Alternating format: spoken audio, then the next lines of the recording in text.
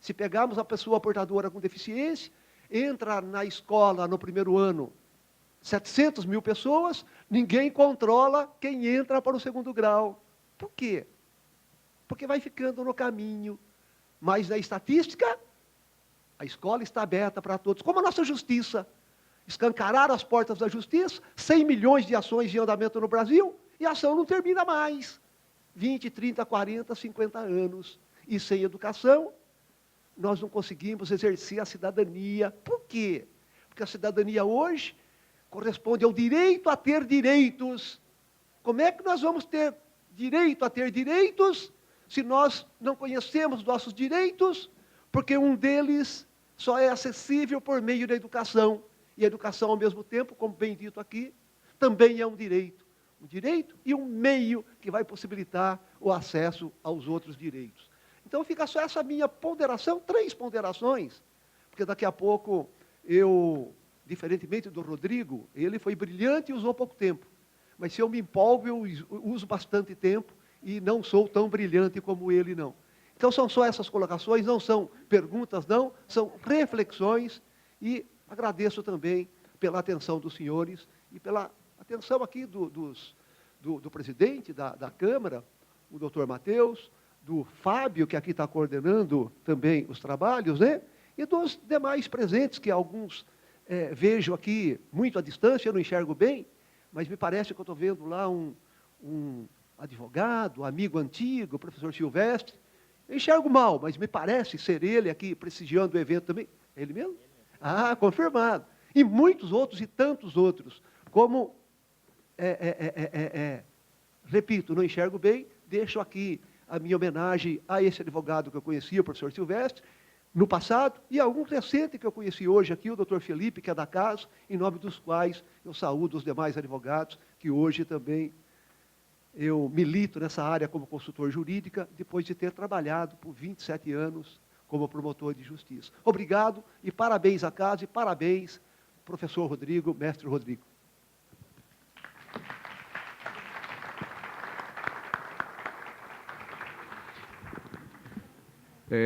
Vamos abrir a palavra nesse momento para que o doutor Rodrigo Batista Coelho possa responder as perguntas.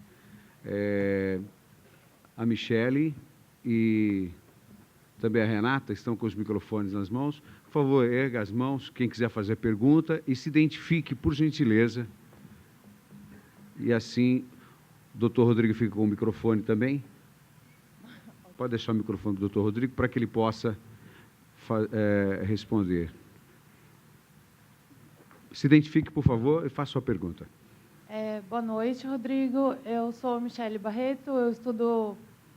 eu faço mestrado em Políticas Públicas e Direitos Humanos. Eu tenho estudado esse tema há 4 anos e eu tenho percebido alguns desafios que, além dos que você elencou, a gente pode determinar e lutar contra, né? Porque em alguns momentos da sua fala, você falou, infelizmente, o Brasil é assim, infelizmente, as coisas acontecem desse jeito.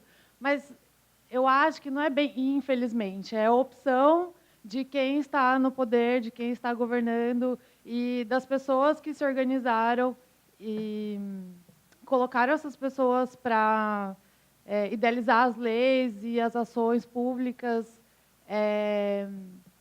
que não preferenciam as ações de direitos humanos, a proteção, a promoção. Então, diversas políticas, a partir dos planos nacionais, dos planos municipais, estaduais, não têm efetividade. E eu posso dizer isso porque tenho estudado há 4 anos a efetividade dessas políticas. E tanto aqui no município quanto no estado de São Paulo, a gente vê atrocidades. Assim. Então, um exemplo, a delegacia da mulher não funcionar em tempo integral. Então, a mulher que sofre violência durante o fim de semana, o que ela faz? Ela corre para uma delegacia normal, mas na delegacia normal não tem o tratamento específico que deveria ter dentro da delegacia da mulher. Então, fica um pouco da reflexão de que os desafios são muito grandes no Brasil, na atualidade, na recessão, e que a gente não consegue se desvencilhar e conseguir efetivar, de fato, a proteção e a promoção dos direitos no Brasil. Daí fica essa reflexão e uma contribuição. Assim. Obrigada pela palestra, foi ótimo. Doutor Rodrigo. Boa noite, eu peço desculpas, seu nome mesmo, Michele. De antemão, eu agradeço, eu recebo muito mais como uma colaboração, uma intervenção, a minha fala, muito apropriada, por sinal, agradeço. E procurando aí responder a sua indagação, que você traz também como pano de fundo, eu tenho, sim, evidentemente, minhas preocupações, meus anseios. Eu vou dar um exemplo aqui, sobre reforma trabalhista. Não deixa de ser uma política pública relacionada ao direito do trabalho. Né? Ontem eu fui palestrar sobre isso. Ao final da palestra, um aluno me procurou, olhou para mim em prantos, não imaginava que eu poderia ter despertado, depois da fala, esse sentimento nele. Ele falou, mas o que dá para fazer? É o caos, professor. Eu falei, calma, depende como você vê o copo, metade cheia, metade vazia. É evidente que eu fiz alguns apontamentos, muitos deles são críticos, inclusive por organismos internacionais, que são especializados em promover análises, monitorar e editar relatórios sobre direitos humanos. Não é essa uma atividade minha do cotidiano, e que são relatórios ruins, que colocam o Brasil numa situação realmente desagradável. Sobretudo agora nesse cenário de crise econômica, que pode afetar direitos sociais, que, como eu disse, são direitos que demandam gasto público. Demandam. E não são direitos piores ou melhores que os direitos ligados à liberdade, que não demandam. São direitos iguais a esse. É esse tipo de visão que nós precisamos começar a ter aqui no Brasil. E, a partir disso, exigir. Né? Eu não estou dizendo de programas assistencialistas, nada disso.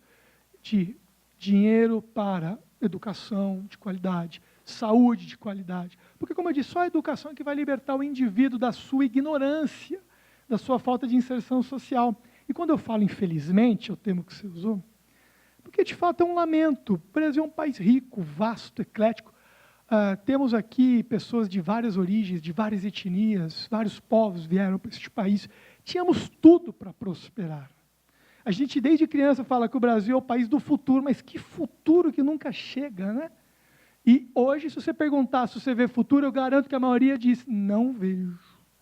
E eu, como docente, eu recebo esses lamentos dos meus alunos ao final da aula, nos corredores, eu procuro ter um contato interativo com eles dentro da academia, e vejo essa preocupação. Mas isso também, ao mesmo tempo, me traz um alento. Eles estão preocupando-se com isso.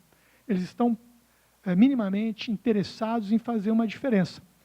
Então, infelizmente, é nesse sentido, porque às vezes o processo democrático é injusto. Você não tem, tem alguns, mas nem tantos instrumentos, ou, reformulando a minha fala, você não tem a garantia, acho que esse é o termo melhor, de que aquele escolhido por você na urna vai efetivamente praticar aquilo que ele prometeu, ou que está em consonância com a fala dele, ou com aquilo que você acha que é melhor para a nação. Essa discussão a gente faz sobre a democracia representativa, lá em sala de aula, a semi-participativa, que é a causa brasileira, porque há, às vezes, um descolamento, e ultimamente o descolamento tem sido grande. Esse é o problema. Tem se criado um fosso entre o representado e o representante. Então, está aí a reforma política para tentar, né, o doutor pode dizer, para tentar minimizar esses impactos ruins, mas ainda não temos um instrumento perfeito. É um processo de construção democrático que tenta minimamente representar o anseio da população, busca o bem comum, né, tem que buscar o bem comum acima de tudo. E concordo com você que há alguns flagelos, sobretudo no estado de São Paulo e em outros locais do Brasil, no que toca à saúde pública. Veja o Rio de Janeiro, a segurança pública. São Paulo, o grande enfoque está na educação. Há quem critique veementemente a progressão continuada. Temos formado analfabetos funcionais. O funcionalismo público que é achincalhado. Hoje, eu sou servidor público, nós somos Parece que o câncer do Brasil, o senhor é servidor público, você é servidor público, nós somos tidos como o câncer deste Brasil. É uma vergonha, é uma campanha de retaliação. A minha cunhada mesmo, dentro de casa. A esposa do meu irmão diz assim, 6 servidores mamam na testa do Estado. Eu falei, eu não encontrei essa teta, e nem estou atrás dela. É o que o senso comum vende. Na verdade, é uma ideologia de esvaziamento do Estado. Estado mínimo. Quanto mínimo o Estado, melhor para alguns propósitos. Se nós tivéssemos um Estado, não falo do Estado que inchado de apaniguados, de comissionamentos, não disso, daquele servidor técnico que precisa contribuir significativamente, aqueles que, às vezes, o cargo de confiança, que às vezes é indispensável em algumas situações também, que eu sempre, quando fui membro do Executivo, defendia isso. Tem gente que só acha que é de carreira, não é bem isso. Eles, em sendo melhor remunerados, em tendo uma carreira, uma estrutura, não estou dizendo para ficar rico, porque ninguém vai para o serviço público para ficar rico. Eu nunca pensei em ficar rico. Senão não teria ido para o serviço público, para ter uma vida estável. Mas hoje nós somos olhados como o grande problema. Não tem aumento, vai congelar o reajuste nosso do ano que vem, governo federal estão dizendo. A gente é trabalhador, como é um assalariado comum do setor privado. Hoje, no estado de São Paulo, eu falo com tranquilidade. E aqui eu tenho servidores estaduais, que eu sei. Há posso dizer, um déficit de reajustamento. Há um congelamento ou reajustes muito aquém da inflação que provoca um desestímulo para o servidor público que deveria ser valorizado, porque ele que presta o serviço para a população, ele que presta. E aquele que é mau servidor tem que ser punido, como a gente fazia no jurídico, tem processo administrativo, não é eterno, pode ser demitido, pode sofrer sanção, pode. Então, essa é uma política pública estatal do funcionalismo público, que se revista também, ao meu ver. Estimular a nossa polícia, estimular os nossos médicos, estimular nossos professores, são muito mal remunerados, é quem educa esse país, muito mal valorizado. São políticas que não são levadas a sério. Então, você tem razão na sua fala. Depois, se quiser, a gente conversa um pouco mais, que você está fazendo mestrado na área de políticas públicas, tem todo o interesse, de repente, trocarmos mais informações. Obrigado, doutor. Obrigado. Mais alguém gostaria de fazer? Por gentileza, Renata, lá, com a mão estendida. Aqui também.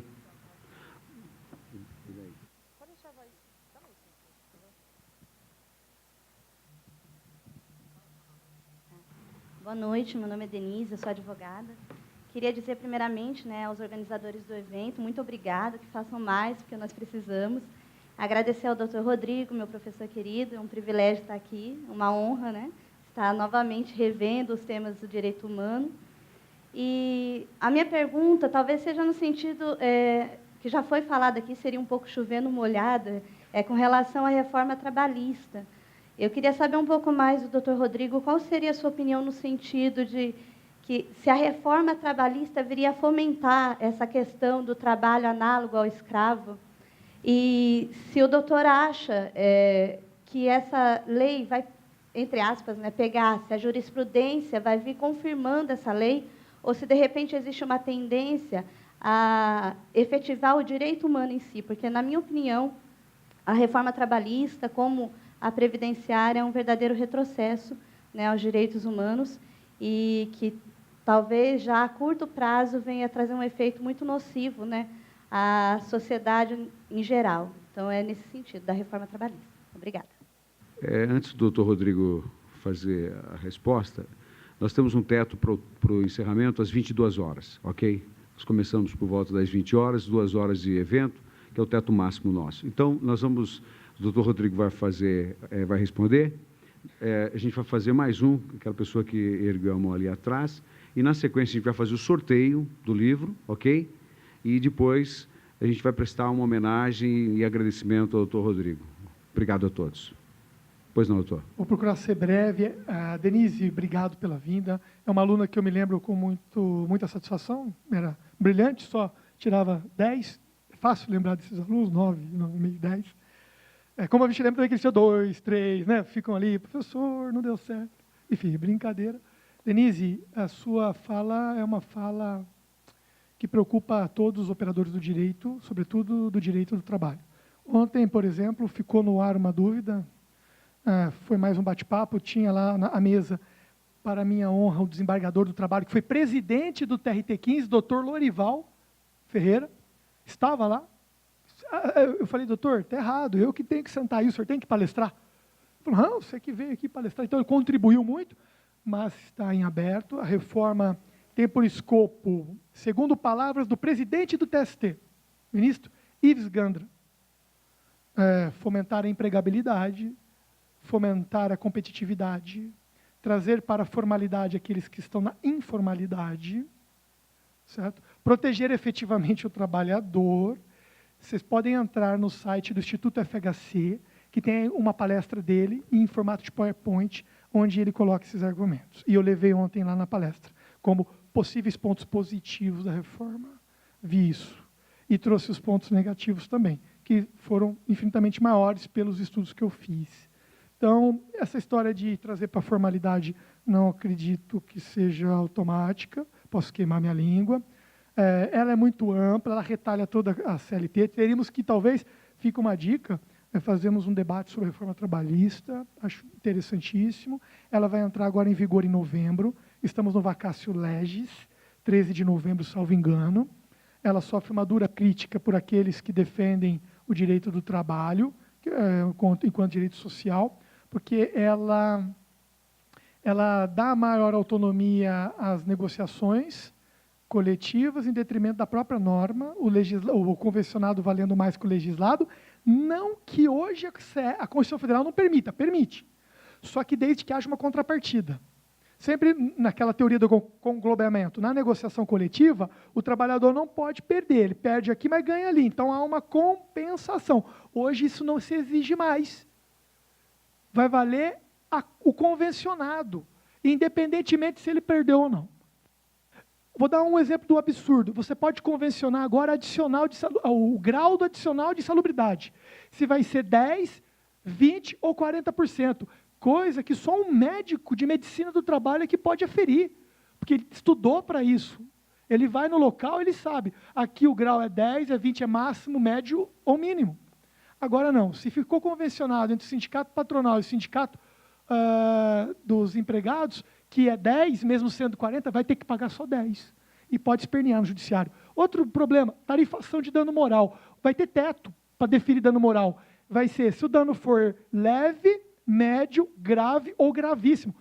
Isso, vários doutrinadores trabalhistas já falam, já nasce inconstitucional, porque é a intromissão de um poder ao outro, é ferir o livre convencimento do magistrado, e você vai ter o parâmetro, o último salário contratual. Quer dizer, se o parâmetro é o máximo, vou dar um exemplo, 50 salários contratuais, é o máximo de um dano moral. Não pode dar mais que isso agora. Não pode juiz nenhum definir mais que isso. 50, últimos salários contratuais. Quem recebe 1.000, o torneiro mecânico, se perder um braço, vai receber quanto? No máximo, 50 mil. O alto executivo da mesma empresa, que ganha 10 mil, vai receber 500 mil. Ou seja, o braço do executivo vale muito mais que o braço do torneiro mecânico. E o executivo, às vezes, toca muito bem a vida sem um braço. Porque ele fala, ele escreve com a direita, ele tem secretária. O torneiro não faz mais a profissão como fazia sem um braço. Mas o braço dele vale menos.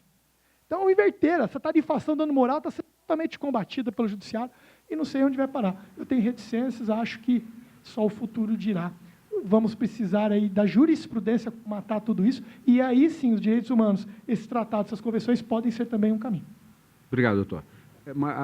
A última pergunta, para que a gente possa já fazer o sorteio do livro e finalizar, portanto, esse evento. Pois não, se identifique, por gentileza. Boa noite, eu sou Pierre Tazou, sou estudante secundarista, tenho 17 anos, sou do Juntos e sou militante do PSOL.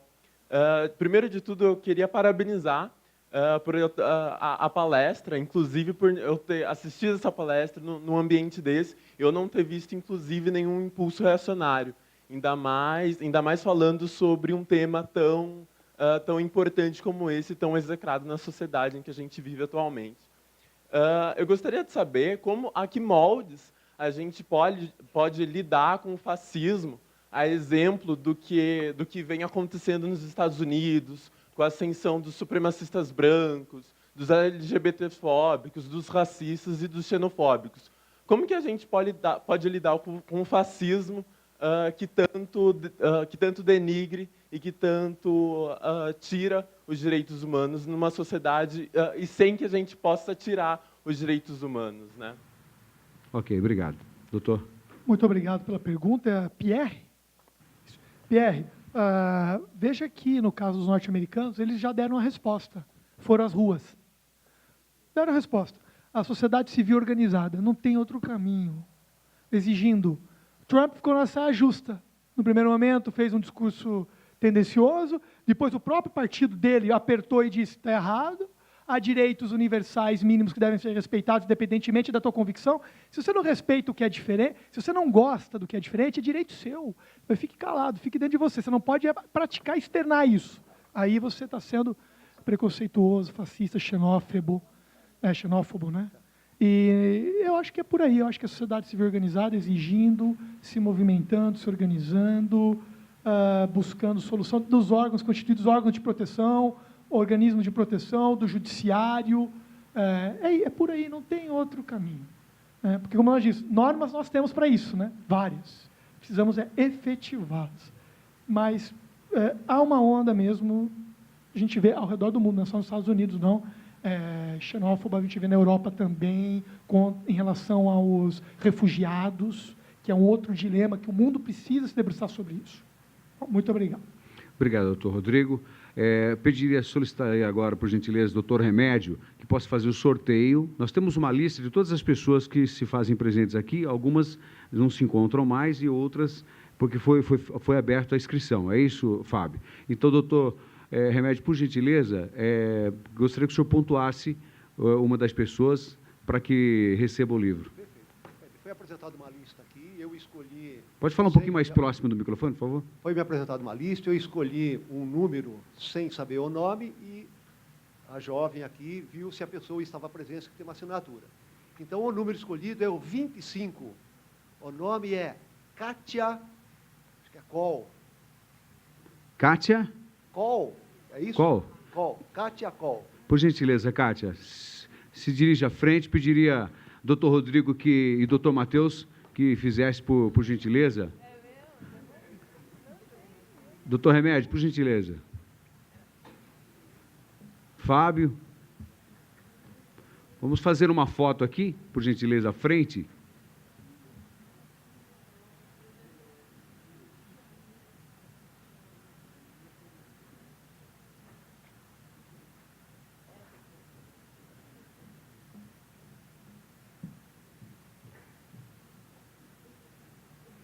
Parabéns, Kátia.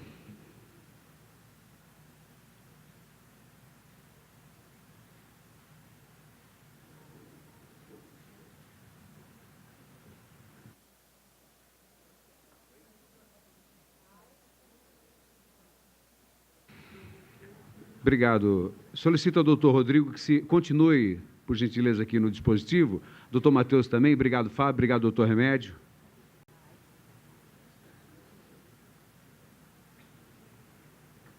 Solicito ao presidente da Câmara, doutor Matheus Zeller, que se poste à frente, para que, nesse momento, em nome do Legislativo Piracicabana, em nome da Escola do Legislativo, preste homenagem ao nosso palestrante desta noite, doutor Rodrigo Batista Coelho.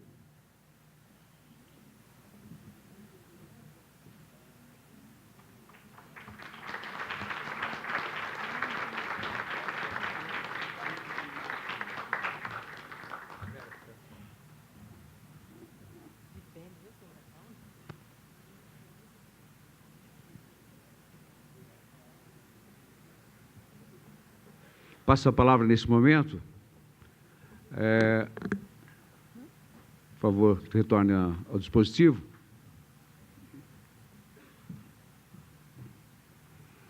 São 21 horas e 55 minutos. Nós tínhamos um teto às 22 horas. Eu passo a palavra, nesse momento, ao presidente da Câmara, doutor Matheus Zeller, para que ele possa fazer o encerramento deste evento da Escola do Legislativo da Câmara de Vereadores. Eu quero agradecer ao doutor Remédio por estar presente aqui, um grande amigo, um professor. Agradecer também ao Dr. Rodrigo pela brilhante palestra que ministrou aqui nessa noite.